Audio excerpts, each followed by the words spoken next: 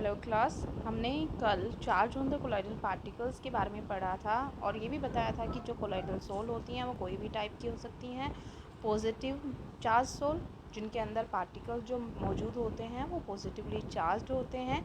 जितने भी metal oxide के हाइड्रेट्स हैं वो सारे के सारे positively charge sol. Basic dye stuff जो होते हैं वो सारे के सारे पॉजिटिवली चार्ज सोल होते हैं। और नेगेटिवली चार्ज सोल वो होते हैं जिनके अंदर कोलॉइडल सेल के सारे पार्टिकल्स जो होते हैं वो नेगेटिवली चार्ज पार्टिकल होते हैं। इतना हमने स्टडी कर लिया था प्रॉपर्टीज़ ऑफ कोलॉइडल सॉल्यूशन में।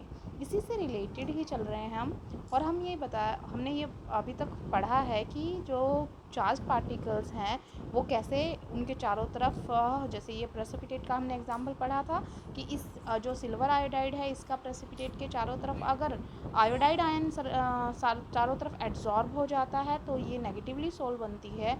और अगर ये Ag+ इसको एड्जॉर्ब कर लेता है अपने सरफेस पे, ये Ag+ जो है AgI के सरफेस पे एड्जॉर्ब हो जाता है तो ये पॉजिटिवली सोल बन जाती है। जबकि ये आयोडाइड माइनस चार्ज के चारों तरफ के घिरने से ये नेगेटिव सोल बन जाती है। इतना हम स्टडी कर चुके हैं। अब हम बात कर रहे हैं कि जो ये पार्टिकल बने हैं, चार्ज पार्टिकल बने हैं, इनके अंदर भी क्या होता है, इनके अंदर थोड़ा सा चेंजेस क्या होते हैं। इनके अंदर जब पार्टिकल्स इनके सरफेस के ऊपर एब्जॉर्ब होते हैं और ये किसी डिस्पर्स्ड फेस में होते हैं या कोई इनके आसपास आयंस मौजूद होते हैं तो ये अपोजिट चार्जेस को अट्रैक्ट करते हैं, जिसकी वजह से इन दो लेयर्स के बीच में पोटेंशियल डिफरेंस क्रिएट होता है।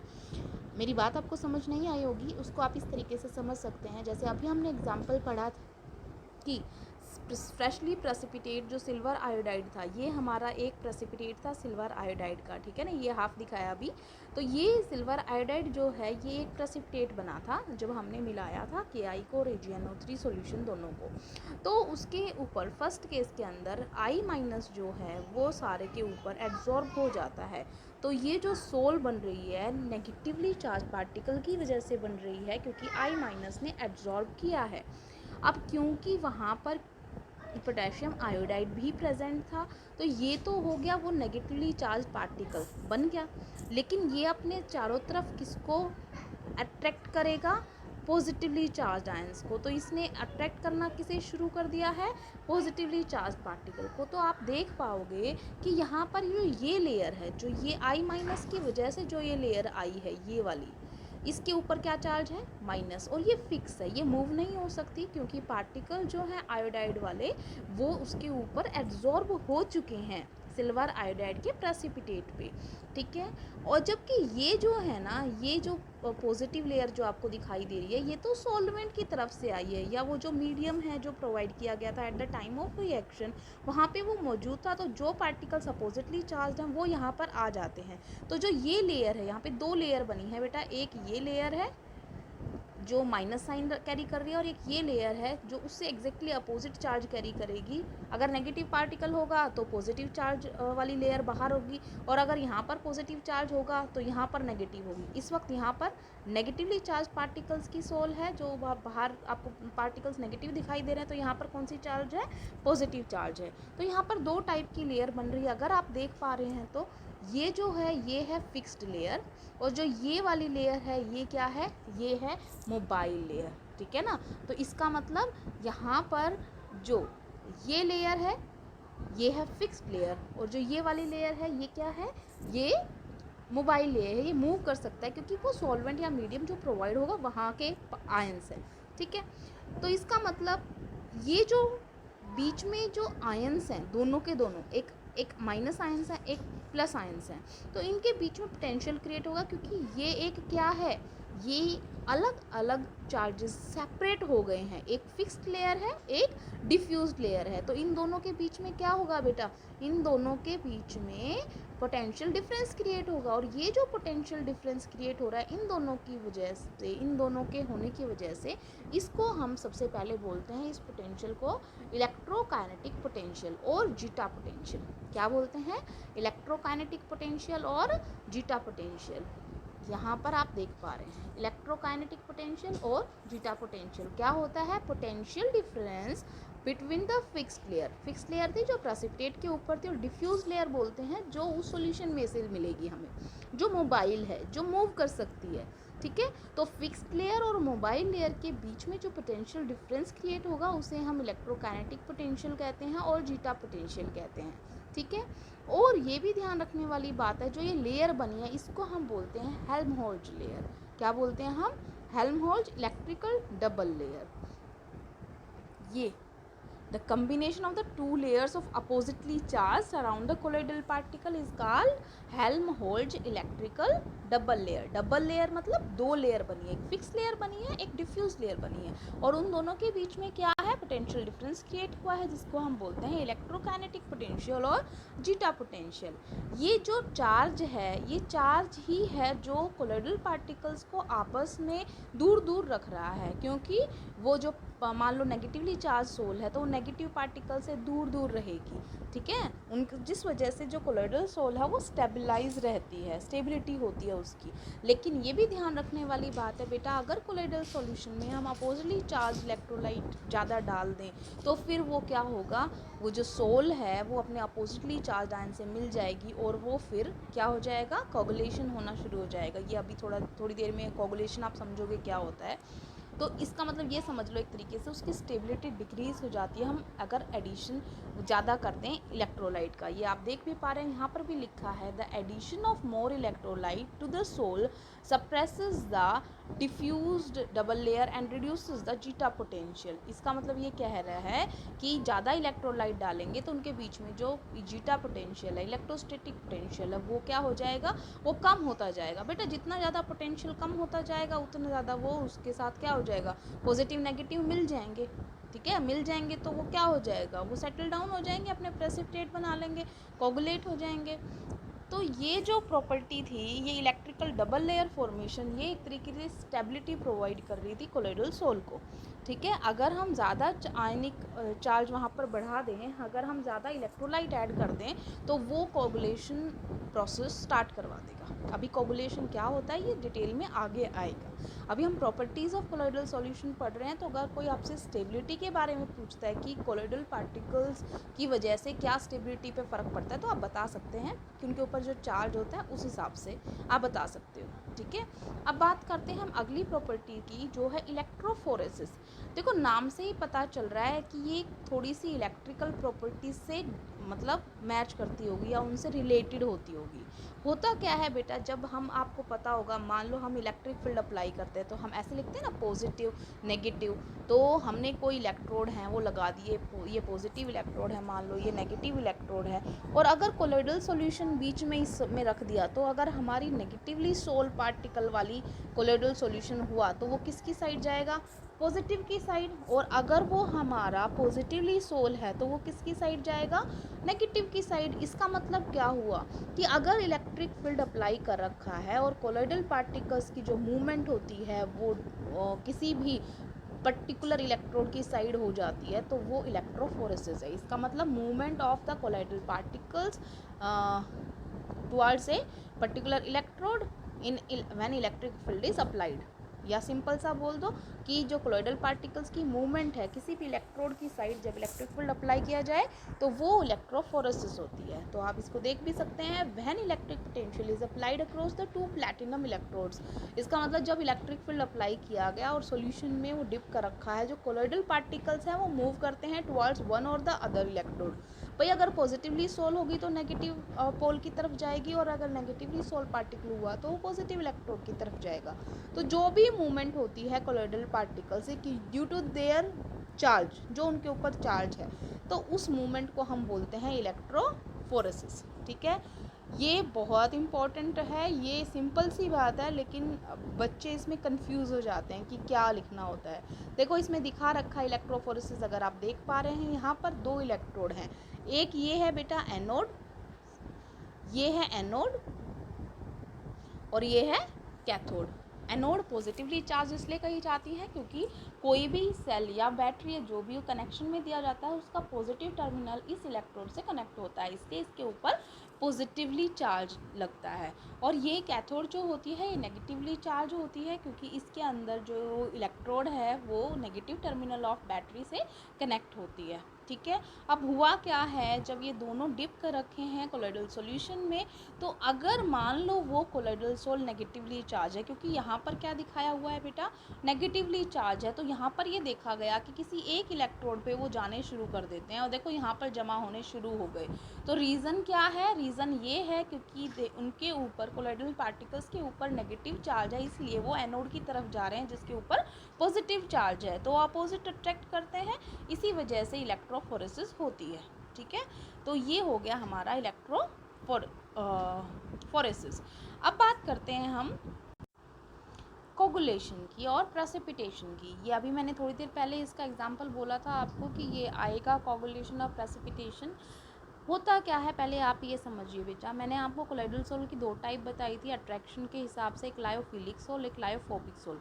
और ये भी बताया था जो लायोफिलिक सोल होती हैं उनके अंदर मोर एफिनिटी होती है बिटवीन द पार्टिकल्स, इसका मतलब मोर अट्रैक्शन होती है, तो उनको सेपरेट करना मुश्किल है।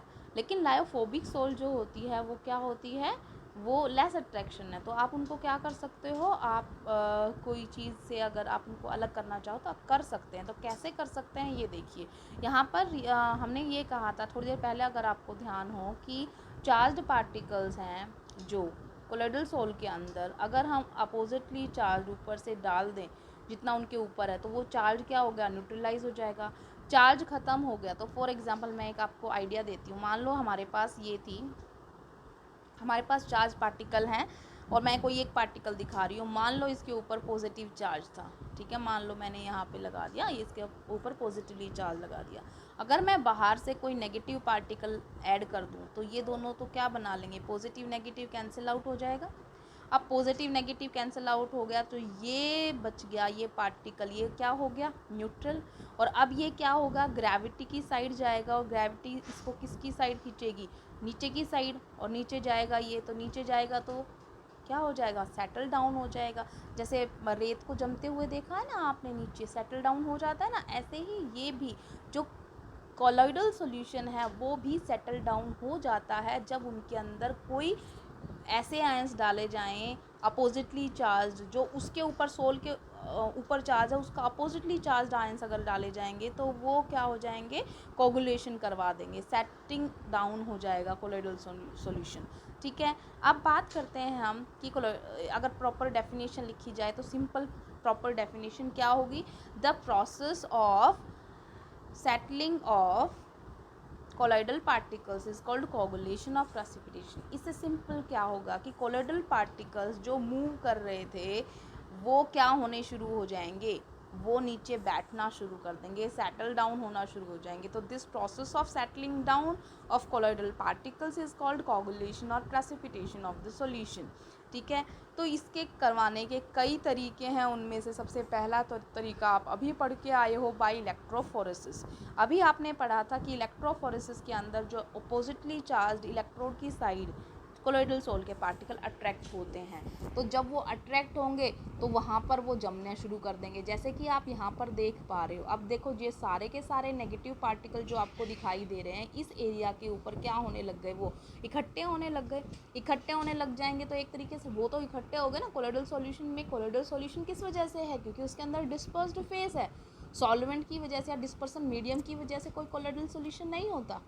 कोलोइडल सॉल्यूशन होने के लिए डिस्पर्स्ड फेस भी चाहिए और डिस्पर्सन मीडियम भी चाहिए। अगर सारे के सारे कोलोइडल पार्टिकल्स जो डिस्पर्स्ड फेस है वो यहाँ पर जमा हो जाएगा तो नीचे क्या बचेगा, नीचे तो कुछ नहीं बचेगा ना, तो वो तो सिर्फ डिस्पर्सन मीडियम बचेगा, that is not a colloidal solution. ठीक है, इसका मतलब क्या हो गया, हमने दोनों चीज़ों को सेपरेट कर लिया। ठीक है, तो एक तरीका तो ये होता है कि हम इलेक्ट्रोफोरेसिस करें। दूसरा तरीका क्या होता है कि अगर हम मिक्स कर दें दूसरी अपोजिटली चार्ज्ड सोल, मतलब मान लो हमारे पास क्या है, हमारे पास पॉजिटिव सोल है, ठीक है ना, और हम बाहर से किसी को कहते हैं कि भाई आपके पास दूसरी सोल है वो दे दो, तो वो कौन सी है, मान लो हमने ले ली नेगेटिव सोल और ये दोनों इक्वल अमाउंट में हमने मिला दी, तो पॉजिटिव नेगेटिव चार्ज क्या हो गया, आपस में कैंसिल आउट हो जाएंगे। तो ऑटोमेटिकली जब वो ऐसे करेंगे या तो पूरी तरीके से कैंसिल आउट हो जाएंगे तो सब कुछ सेटल डाउन हो जाएगा। क्या हो सकता है, थोड़े बहुत सेटल डाउन हो जाएं, थोड़े बहुत कोलोइडल सॉल्यूशन की फॉर्म में ही रहें क्योंकि वो पूरा न्यूट्रलाइज नहीं हुआ होगा। लेकिन जितने भी न्यूट्रलाइज होंगे वो सारे के सारे क्या हो जाएंगे, वो ऐसे नीचे सेटल डाउन हो जाएंगे तो इसे हम बोलते हैं बेटा कि अपोजिटली चार्ज सोल्स को ऐड करने पर भी हम कोगुलेशन करवा सकते हैं, ठीक है ना। इस टाइप की जो कोगुलेशन होती है हम उसको म्यूचुअल कोगुलेशन कहते हैं। म्यूचुअल का मतलब है दोनों की आपस में समझदारी की वजह से। पॉजिटिव ने नेगेटिव को अट्रैक्ट किया, नेगेटिव सोल ने पॉजिटिव पार्टिकल्स को अट्रैक्ट किया, दोनों ने एक दूसरे के चार्जेस को न्यूट्रलाइज किया और फिर दोनों सेटल डाउन हो गए। इसका मतलब दोनों का बराबर योगदान है, इसीलिए हम बोल रहे हैं म्यूचुअल कोगुलेशन। तो दोनों का कोगुलेशन हुआ है, प्लस फॉर्म का भी होगा, नेगेटिव फॉर्म का भी होगा, ठीक है। अब इसके बाद आते हैं हम और किसी मेथड से कर सकते हैं, तो वो होता है बॉइलिंग। बॉइलिंग से कैसे करते हैं कि जब हम किसी भी कोलोइडल सॉल्यूशन को बॉइल करते हैं तो उसके अंदर जो मान लो हमारे पास ये हमने पार्टिकल माना था, ठीक है ना, उसके ऊपर मान लो ये हमारे पॉजिटिव लेयर एड्जॉर्ब हो रखी थी। तो आपको पता होगा कि जैसे जैसे टेम्परेचर इंक्रीज़ होगा, ठीक है, तो उसके अंदर जो एड्जॉर्ब हो रखे थे पार्टिकल वो क्या हटना शुरू हो जाएंगे। एड्जॉर्प्शन क्या होता है, डिक्रीज़ होना शुरू हो जाता है ना टेम्परेचर के बढ़ने से। ये आप इस चैप्टर में पढ़ चुके हो कि टेम्परेचर के इंक्रीज़ करने से रेट ऑफ एड्जॉर्प्शन क्या होता है, वो डिक्रीज़ होता है। तो जब ये पॉजिटिव पार्टिकल्स बाहर जाने लग जाएंगे तो वो जो चीज़ जो यहाँ भी थी, जैसे आपने यहाँ पर AgI का अगर एग्जांपल लूँ, सिल्वर आयोडाइड था और बाहर यहाँ पर मान लो I नेगेटिव थे, तो I नेगेटिव अगर हट जाएं तो यहाँ पर सिंपल क्या बचेगा, सिर्फ आयोडाइड, ठीक है ना, सिल्वर का आयोडाइड। तो इसका मतलब अगर मान लो ये पार्टिकल के ऊपर I- था, ये अगर हट जाए, ये नहीं है अब यहाँ पर, तो ये तो इसके ऊपर तो कोई चार्ज बचा ही नहीं, ये तो सेटल डाउन हो जाएगा। वो जो मूवमेंट कर रहे थे वो इसलिए मूवमेंट कर रहे थे कि नेगेटिव सोल पार्टिकल दूसरे नेगेटिव सोल पार्टिकल से रिपेल कर रहा था और रिपेल्शन की वजह से वो एक दूसरे से दूर मूवमेंट कर रहे थे। अब वो चार्ज क्या हो गया, ख़त्म। ये दोनों, ये पूरा का पूरा क्या हो गया, न्यूट्रल। तो इस वजह से ये किसकी साइड जाएगा, ग्रेविटी की वजह से नीचे की साइड जाएगा, ठीक है। तो बॉइलिंग के से भी हम कुछ हद तक करवा सकते हैं प्रेसिपिटेशन या कोगुलेशन। अगला जो पॉइंट है वो है परसिस्टेंट डायलिसिस। परसिस्टेंट का मतलब क्या होता है, लगातार बहुत देर तक डायलिसिस कराया जाए। डायलिसिस अगर याद हो तो उसमें क्या करते थे बेटा कि इलेक्ट्रोलाइट और कोलोइडल सॉल्यूशन का अगर मिक्सचर होता था तो जो कोलोइडल सॉल्यूशन है वो बाहर नहीं निकल पाता था। अगर आपको ध्यान नहीं हो तो एक बार मैं दोबारा बता देती हूँ। कोलोइडल सेल के पार्टिकल का साइज़ बड़ा होता है, इलेक्ट्रोलाइट के पार्टिकल्स का साइज़ छोटा होता है। ये यहाँ से बाहर नहीं जा सकता, लेकिन ये यहाँ से बाहर चले जाएंगे। तो अगर आप ध्यान करो कि डायलिसिस बहुत ज़्यादा देर तक करेंगे तो सारे के सारे इलेक्ट्रोलाइट यहाँ से चले जाएंगे। अब याद करो, ये जो डबल लेयर बनी थी ये क्यों बनी थी, क्योंकि उसके अंदर बाहर क्या थे, बाहर एक दूसरी लेयर बन रही है, diffuse layer, due to presence of some electrolytes. अगर एक भी इलेक्ट्रोलाइट नहीं बना तो फिर वो सब क्या हो जाएंगे, सारे के सारे उनके ऊपर जो चार्ज था वो रिमूव हो जाएगा और इस वजह से वो जो कोलोइडल सॉल्यूशन है वो अनस्टेबल हो जाएगा और वो क्या हो जाएंगे, कोगुलेट हो जाएंगे, ठीक है। तो अगर ज़्यादा देर तक हम डायलिसिस करेंगे तो उस वजह से भी हमारे सारे के सारे इलेक्ट्रोलाइट जाने की वजह से स्टेबिलिटी जो होती है वो बहुत ज़्यादा डिक्रीज़ हो जाती है, जिसकी वजह से कोलोइडल सॉल्यूशन सेटल डाउन हो जाता है। ये मैंने आपको पहले भी बताया था कि थोड़ी अमाउंट में इलेक्ट्रोलाइट की ज़रूरत होती है। अगर ज़्यादा कर देते हैं तो वो स्टेबिलिटी बिगाड़ता ही बिगाड़ता है, लेकिन हल्की सी अमाउंट की ज़रूरत होती है। लेकिन प्रोलॉन्ग्ड डायलिसिस से, ज़्यादा देर से डायलिसिस, जितनी इनको ज़रूरत थी वो भी इन्हें नहीं मिल रही, तो ये एक तरीके से क्या होना शुरू हो जाएंगे, कोगुलेट होना शुरू हो जाएंगे। अब हम आते हैं मेन, जो बहुत इंपॉर्टेंट था यहाँ पर, कोगुलेशन मेन जो होता है वो हम करते हैं बाय एडिशन ऑफ इलेक्ट्रोलाइट्स। हम एक्सेस अमाउंट में अगर इलेक्ट्रोलाइट डाल दें, देखो थोड़ी अमाउंट की तो मैं पहले ही बोल रही हूँ, कोलोइडल सॉल्यूशन को थोड़ी अमाउंट में इलेक्ट्रोलाइट की ज़रूरत होती है फॉर इट्स स्टेबिलिटी। लेकिन अगर हम ज़्यादा अमाउंट में इलेक्ट्रोलाइट डाल देते हैं तो जो कोलोइडल पार्टिकल्स होते हैं वो प्रेसिपिटेट होना शुरू हो जाते हैं। अब रीज़न क्या होता है कि देखो, फॉर एग्ज़ाम्पल हमारे पास ये था AgI था, हम AgI का एग्जाम्पल ले रहे हैं, ये प्रेसिपिटेट था और इसके चारों तरफ कौन सा था, आयोडाइड माइनस, तो इसका मतलब नेगेटिवली सोल्ड पार्टिकल का हम एग्जाम्पल ले रहे हैं। फॉर एग्जाम्पल अब हमने इलेक्ट्रोलाइट डाला इसके अंदर, ठीक है, कोई भी इलेक्ट्रोलाइट डाला तो उसके पॉजिटिव से ये इंटरेक्ट करेगा, और जब ये पॉजिटिव से इंटरेक्ट करेगा तो ये क्या हो जाएगा, नेगेटिव पॉजिटिव अपने आप बॉन्ड बना लेंगे, ये तो हो गए न्यूट्रलाइज, इसके ऊपर कोई चार्ज बचा ही नहीं, तो ये क्या हो जाएगा, ये सेटल डाउन होना शुरू हो जाएगा। ठीक है, अगर नेगेटिव होगा तो पॉजिटिव आयंस के इंटरेक्ट करेगा, अगर यहाँ पर पॉजिटिव आयन होगा तो वो कौन से इंटरेक्ट करेगा, नेगेटिव आयन से इंटरेक्ट करेगा। ठीक है, तो कोगुलेशन का प्रोसेस एडिशन ऑफ इलेक्ट्रोलाइट से भी हम कर सकते हैं। फॉर एग्जाम्पल यहाँ पर एक रूल आता है जिसको आप बेटर समझ सकते हैं, हार्डी-स्कूल्ज रूल। ठीक है, ये हार्डी-स्कूल्ज रूल जो होता है, ये आप देख पा रहे हो कि हार्डी-स्कूल्ज रूल क्या होता है। पहले तो आप ये समझो, हम कोई भी सोल को, कोई भी कोलोइडल सॉल्यूशन को अगर हम कोगुलेट करना चाहते हैं तो हमें उसे इलेक्ट्रोलाइट की एडिशन करना पड़ेगा, उसमें एक्सेस, उसमें हमें कौन से आयन ज़्यादा करने हैं, हमें कैसे आयंस। फॉर एग्जांपल आपके पास ऑप्शन है, आपके पास, हमें मान लो हमारे पास नेगेटिव सोल है और हमें ऊपर से पॉजिटिव सोल के, मतलब पॉजिटिव सॉरी इलेक्ट्रोलाइट डालना है, और उसके अंदर पॉजिटिव आयंस जो हैं, एक में एल्यूमिनियम आयन है, एक में बेरियम आयन है और एक में सोडियम आयन है, तीनों ही पॉजिटिव है ना। लेकिन हमारा जो ज़्यादा इफ़ेक्ट होगा वो एल्यूमिनियम से होगा। मान लो 1 ग्राम एल्यूमिनियम लिया, 1 ही ग्राम बेरियम लिया और 1 ही ग्राम सोडियम लिया, तो ज़्यादा इफेक्ट किससे होगा, एल्यूमिनियम से होगा, क्योंकि इसकी थोड़ी मात्रा भी ज़्यादा कोगुलेशन की क्षमता रखती है, क्योंकि इसके पास +3 चार्ज है। इसका मतलब 1 + 3 माइनस के 3 चार्जेस को अपने आप बैलेंस कर सकता है। आप इस तरीके से समझ सकते हो। फॉर एग्जाम्पल मेरे पास ये कोई था, इसके ऊपर मान लो मेरे पास, चलो मैं अभी प्लस का एग्जाम्पल ले लेती हूँ, फिर माइनस का ले लूँगी। मेरे पास मान लो ये कोलोइडल पार्टिकल है कोई, और वो पॉजिटिव सोल का है, तो आप मेरे को आप बता सकते हो देखकर कि कौन सा वाला चार्ज आपको बेटर लग रहा है प्रेसिपिटेशन करवाने के लिए, कोगुलेशन करवाने के लिए।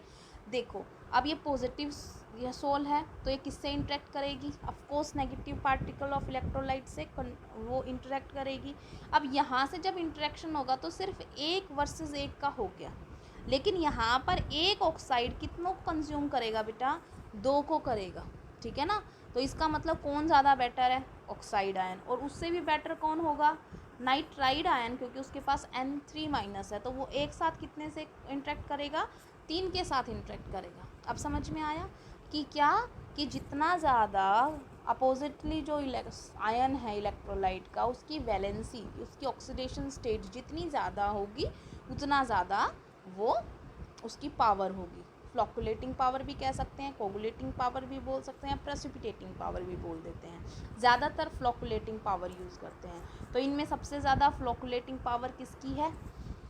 अब एक बात आप थोड़ा ध्यान से सुने, ये है फ्लोकुलेटिंग पावर के हिसाब से। अगर मैं कहूँ फ्लोकुलेटिंग वैल्यू, वैल्यू ये ध्यान रखना, ये सबसे ज़्यादा किसकी होगी, वो सोडियम की होगी। अब ये ध्यान रखना क्यों, मैंने बोला पावर है तो एल्युमिनियम की ज़्यादा होगी, वैल्यू है तो सोडियम की ज़्यादा होगी। अब इसका मतलब समझो क्या है। पावर का मतलब है, देखो एल्युमिनियम है ना, एक साथ प्लस के 3 चार्जेस रख रहा है, तो ये तो थोड़ी मात्रा में भी लगेगा ना, तो भी अपना इफेक्ट दिखा देगा। लेकिन सबसे ज़्यादा मात्रा किसकी लगेगी, ऑफकोर्स सोडियम की लगेगी। तो फ्लोकुलेटिंग वैल्यू का मतलब क्या होता है, कितना अमाउंट लगा। तो सबसे बेकार यहाँ पर कौन है, सोडियम प्लस। तो सबसे ज़्यादा किसकी वैल्यू लगने वाली है, सबसे ज़्यादा अमाउंट किसका यूज़ होने वाला है, सोडियम प्लस का। तो फ्लोकुलेटिंग वैल्यू जो होती है वो सोडियम की ज़्यादा होती है, और फ्लोकुलेटिंग अगर पावर बात करेंगे तो किसकी ज़्यादा होगी, एल्युमिनियम की ज़्यादा होगी, इन तीनों के केसेस के अंदर। ठीक है, इतना ध्यान आ गया, इतना समझ में आ गया। अब बात करते हैं हम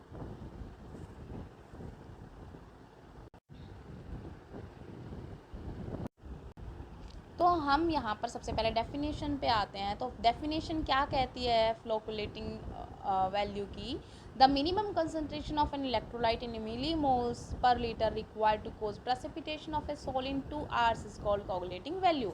इसका मतलब 2 घंटे के लिए, 2 घंटे के अंदर इन सेंस जितना इलेक्ट्रोलाइट कम से कम मात्रा में ज़रूरत होगा किसी भी कोलोइडल सोल को प्रेसिपिटेट करवाने के लिए, कोगुलेट करवाने के लिए, सेटल डाउन करवाने के लिए, वो मिनिमम कंसंट्रेशन जो होती है वो उसकी फ्लोकुलेटिंग वैल्यू होगी, कोगुलेटिंग वैल्यू होगी। अब आपको समझ में आ गया जब मैं कह रही हूँ कि जब कोई कम से कम ज़्यादा ज़रूरत पड़ती है किसी की, इसका मतलब उसका जो फ्लोकुलेटिंग वैल्यू है किसी की बहुत ज़्यादा कम है, इसका मतलब उसकी पावर बहुत ज़्यादा स्ट्रॉन्ग है।